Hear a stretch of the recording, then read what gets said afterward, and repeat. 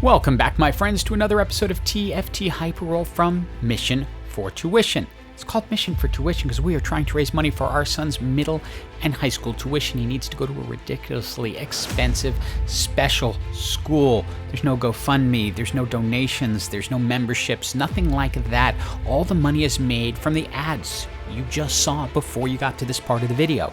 If you like, comment, and share, then more people see the ads, more money is raised, and everyone's happy. With that said, let's get started on this video, which actually came about because of a comment from NDND right here, in which they mentioned that they use Renata Bruisers as a build for Hyperroll.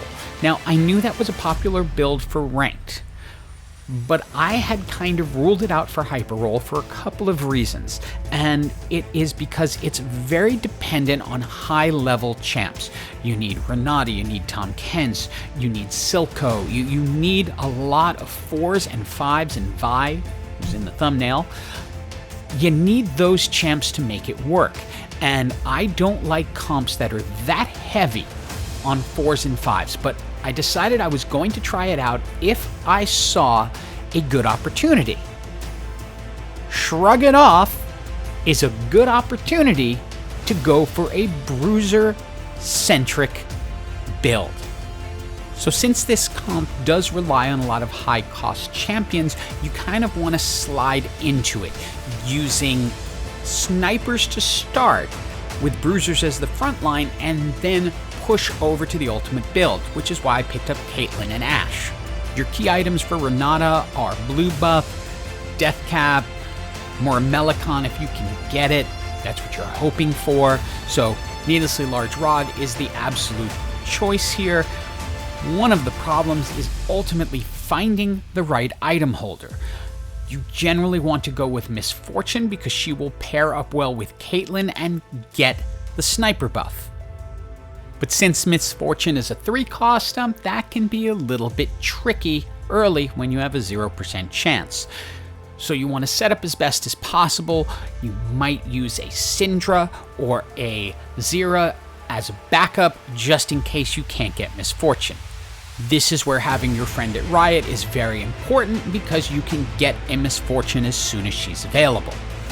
As death cap is key and you can't make a bruiser with a spatula, I decide to go for the needlessly large rod so that I can put a Rabadon's death cap onto Misfortune, who's just serving as an item holder for Renata. Since another key item is going to be blue buff, I go ahead, add the tier onto Misfortune so she can cast a little sooner. You can see that she does an absolute ton of damage. To be honest, at this moment, watching Misfortune just level things makes me wonder whether I just want to stay with Snipers Bruisers or switch over to Renata. But I'm on a mission here, and I'm going to do it the way I plan to do it. I was a little torn between Luden's Echo and Makeshift Armor. Makeshift Armor would have made the bruisers stronger, especially the ones without items on it, but Luden's Echo, especially with Renata, since she will be casting right off the bat, presuming I can get the blue buff, is going to be very, very powerful. Now I have picked up an early Renata, but I'm not putting her in yet. I'm still getting the sniper bonus from Misfortune and Caitlyn, and I'm also getting the Enforcer bonus from Caitlyn and Sejuani, so I want to wait until I can match that. Now sometimes old habits die hard and I make a pretty derpy mistake here. I pick up the Giant's Belt, which is a key element in the Melicon, which is a key item for Renata. I put the blue buff onto Misfortune and then notice, okay, I've got a Giant's Belt, I've got a chain vest, so I'm gonna go ahead and make a Sunfire Cape, completely forgetting that my goal here is to make a more Melicon, because I am so used to putting Sunfire Capes onto tanks. Somewhere in here, I am realizing my mistake, and I am cursing myself for making that kind of silly error, and hope that I can make up for it or find some replacement for what was supposed to be one of my key Renata items. But you gotta make do when you make a mistake, and we'll see how it goes. I'm still holding back on putting Renata into the game. The key for me is going to be when I get Vi, because once I have Vi, then I will keep my Enforcer buff. And it may not have mattered because I was going to get leveled in this match anyway. A couple of good things happened during this NPC round. Number 1, I got Vi. Number 2, I have a 2-star Renata. Number 3, I get the opportunity to get Sunfire board, which helps make up for my earlier mistake of not putting together the Morellonomicon. So now I have the opportunity to get rid of Misfortune, move those items over to Renata, and champions will still be getting the anti-heal necessary that would have come from the Morellonomicon. I put the Quicksilver on her just so that she can't get pulled by Blitz, and then grab an additional Zac and get ready to roll with as many Bruisers as I can. Sadly, the first test is against my kid, who has been struggling with his Yordle build as he did not get the items he really wanted for his Corki, nor was he able to get his Corki up to gold. So it was just not ready, and he gets eliminated from the game. Now at this moment, this build is looking really strong, but it has me a bit nervous because to finish it off, there are 2 very specific 5-cost champions I need. I need Tahm Kench and I need Silco, and that is to finish off my Bruisers and get Scholar. So as kind of a they decide to give me a Morellonomicon off the NPC, but I grab a Bruiser buff anyway to make sure I can get to the 6 Bruisers. I pull in a Leona, who's just basically a strong champ, and put her in. The Morellonomicon, it doesn't really matter where I put it. I just decide to search through and see who's going to be the best chance, and it's probably going to be Sejuani. It would normally have gone on Renata, but it doesn't matter because it will not stack with the pre-existing Sunfire board. Now, I'm not sure if this would be holding up quite as well without Shrug It Off, because that is allowing my Bruisers to stay up much longer than they normally would. So it's giving me the ability to make it all the way into the top 4, even though I haven't picked up 2 of the critical units. Again, Silco, Tahm Kench, they're missing right now.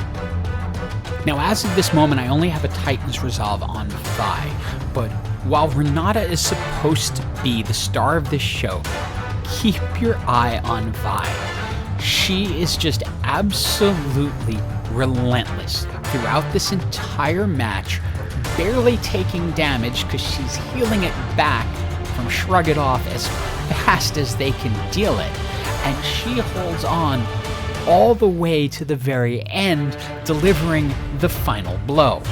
Now, the next NPC gave me a Stone Plate, and then I saw an Ionic Spark.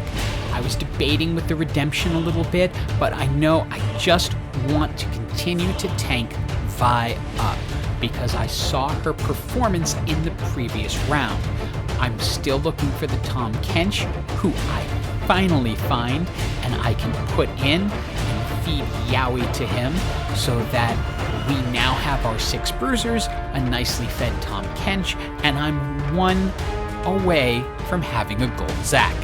If you had been watching the comments in the upper left throughout the video, you had seen we had been talking to this person throughout the match because they were the other Yordle player. And they lasted longer than my kid because they ended up getting lucky with their build earlier. But it was not enough to hold up against this, as even though they have an extremely tanky Vex, it's just not going to hold against this much Bruiser power. Gary rewards me with a gold Zac, and I think this is actually the first time I have played this game and actually gotten to a gold Zac on pretty much any build. I decide to go with 2 Tahm Kenches, figuring if I win, I win. If not, I've got a few rounds I can go and I can hopefully get up to a 2-star.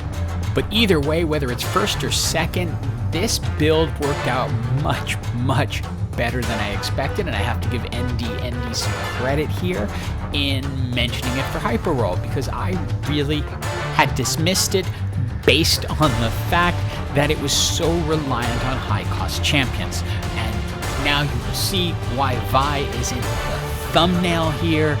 She just takes over and does not want to take any damage.